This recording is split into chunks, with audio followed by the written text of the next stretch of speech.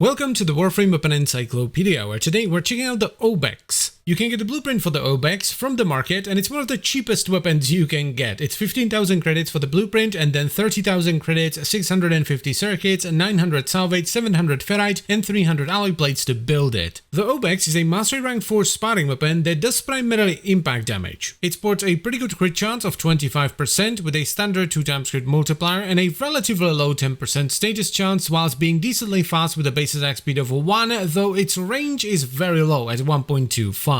The upside to this though is that its follow through is really good at 0.9, so it retains most of its damage as you swing through multiple enemies. Now on top of all of that, the Obex comes with its own weapon augment called Entropy Detonation. This detonates enemies you finish off with a ground finisher which does 1000 base damage plus 20% of the enemy's maximum health as blast damage to all enemies within 10 meters. Now while it's really nice that this has base damage and then damage scaling off of the enemy's maximum health, the damage it does is pure blast, which is not great, and it only triggers if you kill the enemy with a ground finisher. So it's pretty cool, but it's definitely not a must-have mod. Though it does also give you the entropy effect, which once you gather enough affinity will explode and deal 1000 magnetic damage to all enemies within 25 meters and proc magnetic on them, while simultaneously recovering 25% of your Warframe's base energy and boosting your Warframe's base energy by 25% for 30 seconds. And the final bit of info here is that slam attacks with the Obex do a little bit of extra electricity damage. Now, when you first get the Obex, just slap on Pressure Point for damage, True Steel for some crit, Fury for a bit of attack speed, and then either Molten Impact for damage or Reach for extra range. This will give you more than enough damage to get you through the early stages of the star chart, and it feels pretty good as far as early game melee weapons are concerned. But if you want a little bit more damage out of the Obex, you should eventually upgrade into a build like this.